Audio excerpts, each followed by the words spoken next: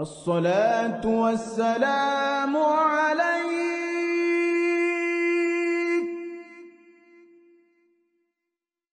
يا إمام المجاهدين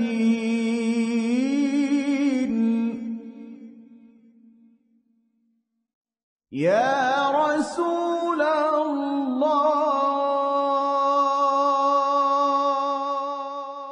Masih melanjutkan kajian kita, kitab At-Tadhkirah karya Al-Imam Al-Qurtubi rahimahullah rahmatan wasi'ah wa rahimallahu ulama al-muslimin. Qala al-muallif rahimahullahu ta'ala wa nafa'ana bihi wa bi'ulumihi fid dharaini amin.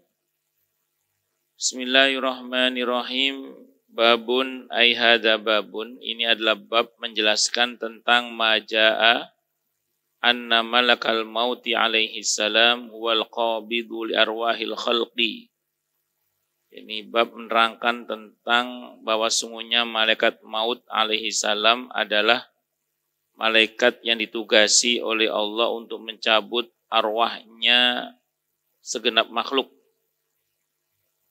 Wa annahu yaqifu ala kulli baitin fi kulli yaumin khamsa marratin, dan bahwasanya malaikat maut itu berhenti di depan pintu setiap hari 5 kali. Setiap pintu itu diberhentii oleh malaikat maut itu sehari sampai 5 kali. Wa ala kulli dhi ruhin kulla sa'atin wa annahu yanduru fi wujuhil ibadi kulla yaumin sab'ina nadratan. Dan setiap makhluk yang memiliki ruh setiap saat dia melihat ke arah wajah para hamba itu setiap hari 70 kali penglihatan. Ini kalau ada istilah 70 atau angka-angka itu kadang tidak harus sesuai dengan angka yang dimaksud, karena itu menunjukkan arti banyak. Artinya kita ini dipantau terus, dilihat terus, diawasi terus oleh malaikat maut. Dan di ayat sebelumnya sudah kita bahas bahwa malaikat maut itu tidak akan lalai di dalam menjalankan tugasnya. Begitu jatuh tempo ajalnya, langsung eksekusi, tidak akan dimajukan ataupun dimundurkan walaupun cuman sesaat. Walikulli ummatin ajal, fa idza jaa ajaluhum la yastakhiruna sa'atan wa la yastaqdimun. Al-A'raf ayat 34. Bagi setiap umat itu ada ajalnya. Kalau sudah datang ajalnya, mereka tidak bisa menegosiasikannya untuk dimajukan ataupun memundurkan walaupun cuman sesaat. Walaupun negosiasi itu terjadi juga sebagaimana yang Allah gambarkan di surah Al-Munafiqun ayat 10 itu. Di mana orang yang akan mati itu berkata, laula akhartani ila ajalin qarib fa asaddaqa wa akum minas solihin. Andaikan kematianku ini ditunda sebentar saja, saya mau sedekah dan menjadi hamba Allah yang saleh. Tapi di ayat 11-nya Allah tolak karena tadi ajal itu harus tepat waktu. Qala Allah Ta'ala berfirman di surah As-Sajdah ayat 11. Katakanlah wahai Nabi, yang akan mewafatkan kalian adalah malaikat maut yang diserai tugas untuk mencabut nyawa kalian. Jadi malaikat maut ini kalau belum ditugaskan nggak jalan. Kalau ditugaskan baru jalan. Jadi malaikat maut pun sejatinya tidak bisa membunuh. Beliau punya kuasa untuk mematikan karena diperintah oleh Allah. Kalau belum waktunya, ya nggak akan mati. Makanya kematian itu di dalam Islam tidak boleh ditakuti. Karena takut mati itu penyakit. Tapi jangan dicari-cari juga. Karena kalau belum waktunya mati juga tidak akan mati. Yang betul adalah dipersiapkan. Makanya dalam hadis Sahih Muslim ketika Nabi kita Muhammad sallallahu alaihi wasallam sedang ceramah gitu ya, atau kasih pelajaran kepada para sahabat, itu tiba-tiba ada seorang kampung yang bertanya, "Mata sa'ah?" Kapan kiamat ya Rasulullah? Itu Nabi tidak langsung menjawab, beliau menyelesaikan materinya sampai selesai, baru kemudian beliau bertanya. Siapa tadi yang bertanya? Saya Rasulullah. Kapan kiamat itu? Nah, Nabi balik bertanya, bukan menjawab. Ma'adattalaha. Apa yang kamu persiapkan kok kamu nanya kiamat? Berarti kapan kiamat itu enggak penting. Buktinya syariat tidak memberitahukan. Buktinya Allah tidak memberitahukan. Bahkan Nabi kita Muhammad sallallahu alaihi wasallam sendiri pun beliau tidak diberitahu oleh Allah kapan pastinya kiamat. Ini tanda meratap ya. Sebenarnya meratap itu intinya tidak ridho dengan takdir Allah. Itu meratap namanya. Ekspresinya macam-macam. Nah, dulu orang Arab itu kalau meratap diantaranya menjambak-jambak rambut, merobek-robek baju, memukul-mukul wajah orang Arab dulu itu. Orang kita macam-macam. Macam-macam. Intinya satu pokoknya, tidak ridho dengan takdir Allah. Ada yang guling-guling semacam-macam. Ada yang meneriakkan dengan teriakan-teriakan jahiliyah. Wis mbuh ngomel ngopo ae. Tapi intinya satu ya, tidak ridho dengan takdir Allah. Nah, itu meratap namanya. Adapun ekspresinya saya ulang macam-macam. Ini enggak mesti mukul-mukul wajah. Ini orang Arab dulu kebiasaannya mukul-mukul apa? Wajah. Di samping dalam Islam juga enggak boleh mukul wajah itu. Baik wajah sendiri maupun wajah orang lain itu enggak boleh. Nah, itu seperti itu. Jadi jangan kalau takziah itu diantara yang bisa kita pesankan kepada keluarga adalah jangan ngomong kecuali yang baik. Karena di tempat di mana ada yang meninggal, ada musibah itu, di situ setiap ucapan, terutama keluarganya, itu diaminkan oleh para malaikat. Termasuk kita pentakziah juga sama. Jadi kalau kita di situ ngomongnya yang baik-baik. Itulah kenapa Ummu Salamah radhiyallahu anha diajarkan doa oleh Nabi saat itu. Doa yang inna lillahi wa inna ilaihi raji'un. Allahumma ajurni fi musibati wa akhluf li khairam minha. Kata Ummu Salamah, tidak lama setelah itu, betul Allah ganti saya dengan yang lebih baik dari Abu Salamah, yaitu Rasulullah Muhammad sallallahu alaihi wasallam. Tapi memang Abu Salamah sebelum wafat pesan ke istrinya memang. Beliau sebelum kan beliau syahid ya. Abu Salamah radhiyallahu anhu syahid. Nah, beliau itu berpesan kepada istrinya, "Dek, nanti kalau aku mati, jangan lupa kamu nikah lagi." Ya, gitu-gitu. Nah, Dek, kalau aku mati, jangan lupa kamu nanti apa? Nikah lagi. Terus didoakan oleh Abu Salamah, "Ya Allah, anugerahkanlah untuk istri hamba Ummu Salamah, sepeninggal hamba, seorang suami yang tidak pernah menyakitinya." Dan Allah kabulkan. Yaitu seorang suami tidak pernah menyakiti beliau. Siapa? Rasulullah Muhammad sallallahu alaihi wasallam. Berbeda dengan Ummu Salamah, seingat saya kalau enggak Abu Darda, Abu Qatadah, saya agak lupa, mohon maaf. Kalau enggak Abu Darda radhiyallahu an, Abu Qatadah radhiyallahu an, saya lupa. Di antara dua beliau ini, itu berpesan kepada istrinya, "Nanti kalau saya mati, kamu jangan nikah lagi." Jadi sahabat itu ada dua macam. Ada yang pesan ke istrinya agar nikah lagi, ada yang berpesan ke istrinya agar jangan nikah lagi. Kalau kamu mau ketemu dengan saya lagi di surga. Jadi kalau mau ketemu dengan saya lagi di surga, kata beliau, jangan nikah lagi. Jadi jangan berucap yang jelek-jelek ya, di tempat takziah, apalagi kalau panjenengan termasuk keluarga yang kena musibah itu. Maka berkatalah yang baik-baik, karena setiap perkataan kita diaminkan oleh para malaikat. Fayaqulu malakul mauti alaihi salam, maka berkata siapa malaikat maut alaihi salam, fima hadal jaza', sebab apa ini kok pada gusar semua, kata malaikat maut. Wallahi, maka demi Allah, ma anqastu li ahadin minkum umron. Saya sama sekali tidak mengurangi umur seorang pun di antara kalian. Ini orang memang udah waktunya mati. Bukan terus saya mengurangi umurnya. Makanya kan mati itu tidak harus sakit. Berapa banyak orang yang nampak sehat secara fisik, tapi kalau sudah ajalnya mati aja. Artinya nggak sakit gitu, sedang sehat. Kalau Allah berkehendak mati. Kalau sudah jatuh ajalnya, sudah nggak akan bisa dinegosiasikan lagi. Itu kata malaikat maut. Dan aku tidak menghilangkan rizki siapapun di antara kalian. Artinya bukan berarti dengan kematian seseorang yang mati ini terus rizki anaknya menjadi berkurang. Enggak. Bahwa seolah-olah kalau bapaknya mati terus rizkinya istrinya atau anaknya berkurang. Enggak. Masing-masing kepala membawa rizkinya sendiri-sendiri.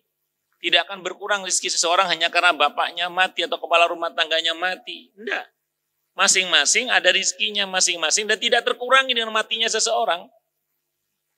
Atau maksudnya yang mati tadi itu memang sudah jatah rizkinya habis. Di dalam hadis yang sahih disebutkan, hadis sahih Muslim diantaranya, seingat saya, okamakal, orang itu tidak akan mati-mati sampai jatah rizkinya habis. Sekarang orang hidup kan harus tinggal di atas bumi. Nah, izin tinggal di atas buminya sudah habis. Orang hidup butuh oksigen secara sunatullah ini ya. Dan jatah rizki oksigennya sudah habis. Makanya saya ulang tadi, orang itu tidak akan mati-mati sampai jatah rizkinya habis. Ingat saya itu dalam hadis sahih Muslim, ingat saya. Karena rizki itu seperti ajal juga, dan dalam satu hadis yang sahih dikatakan seperti ajal, kemanapun kita lari terkejar. Itu rizki. Ajal juga gitu kan, kemanapun kita lari terkejar. Gak bisa menghindar kita. Jadi malaikat maut tidak mengurangi rezeki siapapun dalam hal ini. Wala dzalamtu li ahadin minkum syai'a, dan saya tidak mendolimi siapapun di sini. Jadi bukan berarti terus dengan kematian seseorang lantas semuanya habis, tidak. Bapak banyak di antara orang yang tinggal dengan siapa setelahnya justru menjadi lebih baik. Makanya banyak-banyak berharapan baik tadi. Di antara yang bisa kita doakan untuk keluarga itu adalah semoga sepeninggal si bapak ini keluarga tinggalkan menjadi lebih baik keadaannya, menjadi lebih mulia keadaannya, menjadi lebih bahagia keadaannya, lahir maupun batinnya, terutama dunia dan akhirat. Kita doakan yang baik-baik. Maka apabila keluhan kalian dan marah kalian kepada saya, kata malaikat maut, maka sesungguhnya aku wallahi hanyalah makhluk yang diperintah. Kalau kamu sekalian sekarang ini lagi marah, itu marahnya kepada saya, kata malaikat maut, saya hanyalah makhluk yang diperintah. Dan malaikat itu kalau udah diperintah lurus, tidak belok-belok. Itu malaikat. Waktunya mati. Hanya bedanya kalau orang yang beriman, orang yang bertakwa, malaikatnya bentuknya sopan, baik. Permisi dulu. Salamun alaikum. Sebagaimana diinformasikan oleh Allah dalam Al-Quran di surah An-Nahl ayat 32 itu. Alladzina tatawaffahumul malaikatu thayyibina yaquluna salamun alaikum. Wa in kana dzalika ala mayyitikum fa innahu fi dzalika maqhurun. Dan kalau kemarahan kalian, kesedihan kalian, keluhan kalian tadi itu terkait dengan mayit atau orang yang mati di antara kalian, maka orang yang mati ini nggak ada pilihan, dia maqhurun, dia dipaksa untuk mati karena memang keadaannya memang dia harus mati. Jadi orang kalau udah waktunya mati, dia akan dipaksa untuk mati. Mbuh ya apa caranya supaya kudu mati. Kenapa? Karena ajalnya memang sudah Jadi kalau tidak ridhonya pada ketentuan Allah, tidak ridhonya kepada ketetapan Allah, pada takdir Allah, ngerinya jatuh pada perbuatan apa tadi? Bisa menjadi masalah akidahnya nanti. Karena tidak ridho dengan takdir Allah. Dan tidak ridho dengan takdir Allah ini percuma juga. Pertama, karena Allah nggak mungkin salah. Allah nggak mungkin salah dengan semua keputusannya, Allah nggak mungkin salah. Makanya orang yang beriman, ketika Allah turunkan ketika Allah turunkan takdir, itu orang beriman, kok takdirnya nggak cocok dengan seleranya gitu ya. Langsung berkata ini benar dari Allah, dan Allah nggak mungkin salah.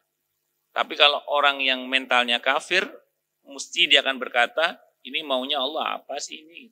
Al-Baqarah 26, Innallaha la yastahi ayyad riba masalam ma ba'udatan fama fawqaha.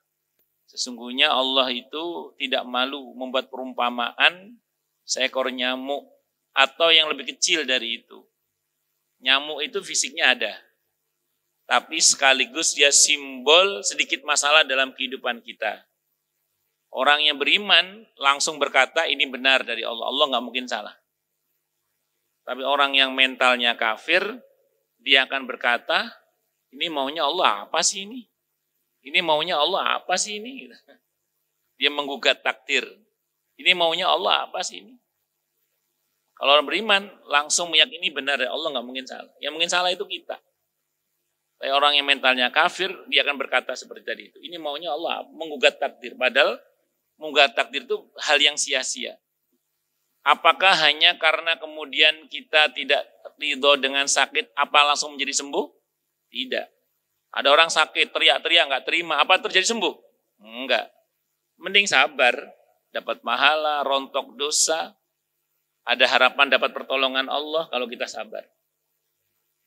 Ada orang miskin, teriak-teriak. Apa tuh kalau dia teriak-teriak nggak terima dengan takdir Allah terus berubah jadi kaya? Utang lunas? Enggak juga kan? Mending sabar, berharapan baik kepada Allah, dapat pahala, dosa rontok.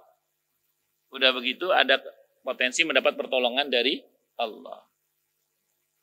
Makanya ya bersabar dan atau bersyukur, dan syukur-syukur kita sanggup menggabung keduanya dalam bentuk ridho dengan semua keputusan Allah, itulah yang benar. Allahu Akbar. Wa inna li fikum 'udatun tsumma 'udatun, dan nanti aku akan tetap kembali kepada kalian dan kembali lagi. Jadi mbok kamu nangis kaya apa, mbok kamu enggak ridho kaya apa, tetap tugasku nanti akan kembali lagi mencabut nyawa setiap kalian. Walau annahum yarawna makanahu aw yasma'una kalamahu, andaikan saja mereka bisa melihat posisi malaikat maut dan mendengar ucapan malaikat maut itu, niscaya mereka akan membiarkan mayit mereka dan menangis atau menangisi diri mereka sendiri. Cuman memang ditutupi, digaibkan, tidak diberitahukan hal itu karena itu merupakan rahasia dari Allah Subhanahu wa taala. Di sini oleh para pentahqiq hadis tidak dikomentari riwayatnya, berarti tidak ada masalah insyaallah. Ini tadi riwayat dari siapa? Abdullah ibn Umar radhiyallahu. Berarti ini apa ini? Asar sahabat, perkataan para sahabat. Perkataan para sahabat seperti ini kalau dalam madhab Hambali langsung jadi dalil. Jadi perkataan para sahabat seperti ini kalau dalam madhab Hambali langsung jadi dalil. Kalau dalam madhab Syafi'i itu selagi tidak ada yang membantah dan semuanya sepakat, itu namanya ijma' sahabat baru menjadi dalil. Kalau para sahabat tidak sepakat, di intern sahabat tidak sepakat, itu tidak serta-merta menjadi dalil, tapi menjadi referensi utama dalam memahami dalil. Jadi ucapan para sahabat itu menjadi referensi utama di dalam memahami dalil. Maka dalam tafsir bil ma'sur itu, ayat ditafsiri dengan ayat, ayat dengan hadis, ayat dengan perkataan para sahabat radhiyallahu anhum. Itu seperti itu. Tapi kalau bagi kita orang awam, sebenarnya fatwa-fatwa para ulama yang terpercaya itu sudah merupakan dalil sebenarnya. Sebenarnya untuk kita orang yang awam. Para ulama berdalil pada firman Allah di surah An-Nahl ayat 43 itu. Fas'alu ahlad dzikri in kuntum la ta'lamun. Bertanyalah kalian kepada ahlul Quran kalau kalian tidak tahu. Siapa ahlul Quran, ahlul dzikir di dalam ayat itu? Al-ulama warasatul anbiya. Ulama yang menjadi ahli warisnya para nabi. Jadi, ulama itu ahli waris, bukan pewaris. Kan sering terjemahannya itu ulama adalah pewarisnya para nabi. Bukan, ulama itu ahli warisnya para nabi. Hadis yang semakna dengan yang tadi, marfu'an secara marfu', fil khabaril masyhur, dalam sebuah khabar yang cukup terkenal, al-marwi fil arba'in, yang diriwayatkan di dalam kitab al-arba'in. An Anas, dari Anas ibn Malik radhiyallahu an. Qala, beliau berkata, qala, bersabda siapa Rasulullah sallallahu alaihi wasallam, ma min baitin illa wa malakul mauti yaqifu ala babihi fi kulli yaumin khamsa marratin. Tidak ada satu rumah pun kecuali malaikat maut berdiri di depan pintunya setiap hari 5 kali. Fa idza wajadal insana qad nafidha akluhu wa qata'a ajaluhu alqa alaihi qamaratil maut.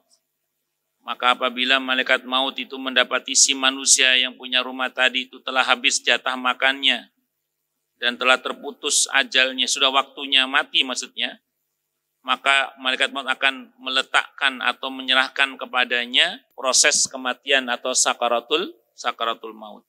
Kalau andaikan mereka melihat posisi malaikat maut itu dan mendengar ucapannya, niscaya mereka akan membiarkan jenazahnya itu, akan meninggalkan mayit itu, nggak akan diurus maksudnya, dan menangisi diri mereka sendiri, hingga kemudian apabila mereka membawa si mayit itu di atas keranda, maka mayit itu akan melambai-lambai, ruhnya akan melambai-lambai, di atas keranda itu, sementara dia berteriak, mayit itu teriak, apa teriakannya?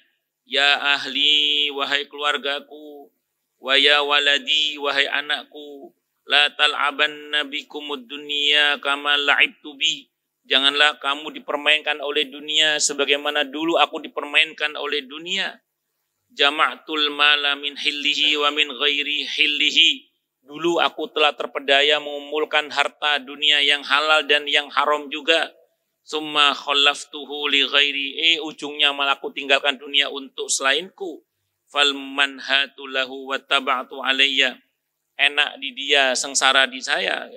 Enak di dia, sengsara di saya. Fahdaru mahallabi. Maka berhati-hatilah.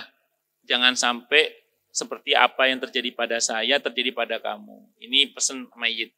Cuman yang terakhir ini, hadisnya dhaif jiddan, lemah sekali. Yang terakhir tadi. Hadisnya dhaif jiddan, lemah sekali. Tapi cukuplah riwayat yang 2 tadi itu. Khabar dan riwayat yang 2 tadi itu sudah cukup sebagai nasihat betapa sebenarnya kita ini jangan sampai terperdaya oleh dunia. Yang terakhir tadi kalau Anda imani, kebayang yang mayitnya di atas keranda melambai-lambai gitu. Untungnya, tapi spiritnya bukan itu sebenarnya. Spiritnya pada tadi pesan yang patut untuk kita renungkan. Karena kadang satu riwayat itu walaupun dhaif tapi maknanya sahih, gitu. Maknanya sahih. Semua orang yang meninggal di antara penyesalannya memang terkait dengan dunia itu adalah ya tadi. Dia merasa semasa hidupnya dipermainkan dengan dunia hingga lalai. Makanya sedari awal Allah sudah ingatkan. Alhaakumut takasur. Telah melalaikan kalian apa at-takasuru, banyaknya harta. Alha, telah melalaikan kalian apa at-takasur, banyaknya harta.